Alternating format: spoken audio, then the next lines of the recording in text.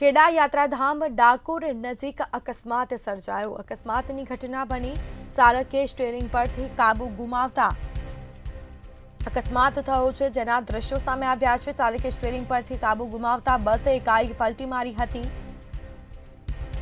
તો 48 થી વધુ લોકોને દર્શનાર્થે જતા સમયે અકસ્માત નડ્યો હતો। અકસ્માતમાં 3 થી 4 લોકોને ગંભીર ઈજાઓ પહોંચવા પામી છે।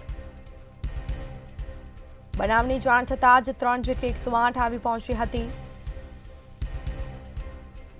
અને જે ઇજાગ્રસ્તો હતા તેઓને તાત્કાલિક હોસ્પિટલ લઈ જવામાં આવ્યા છે।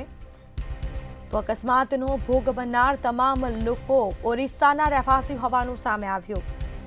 તો ચાલકે સ્ટીયરિંગ પરથી કાબુ ગુમાવતા એકાએક બસે પલટી મારી તમામ જે યાત્રાળુઓ હતા, એટલે કે જે આ બસ હતી તેમાં લોકોને દર્શનાર્થે લઈ જતા સમયે જ અકસ્માત નડ્યો હતો।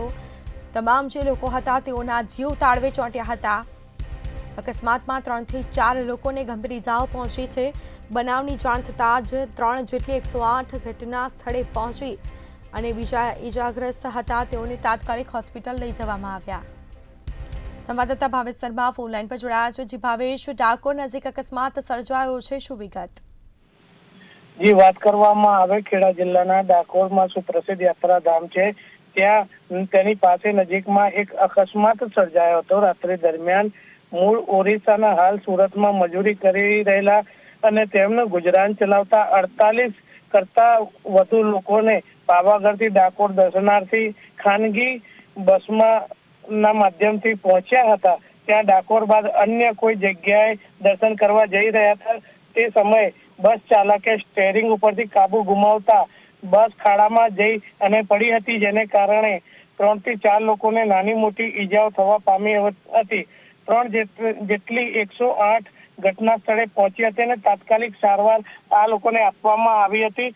આ સમગ્ર દેહાતી મજદૂરો હતા અને તેમને તાત્કાલિક ઘટના સ્થળે 3 એમ્બ્યુલન્સો દ્વારા નજીકની હોસ્પિટલોમાં લઈ જવામાં આવ્યા હતા। તાત્કાલિક પોલીસ પણ ઘટના સ્થળે પહોંચી હતી અને સમગ્ર કાર્યવાહી હાથ ધરવામાં આવી હતી। જી બિલકુલથી ભાવેશ, આભાર આપનો। તો યાત્રાધામ ડાકોર નજીક અકસ્માત થયો હતો। ચાલકે સ્ટીયરિંગ પરથી કાબુ ગુમાવતા અકસ્માતની ઘટના બની।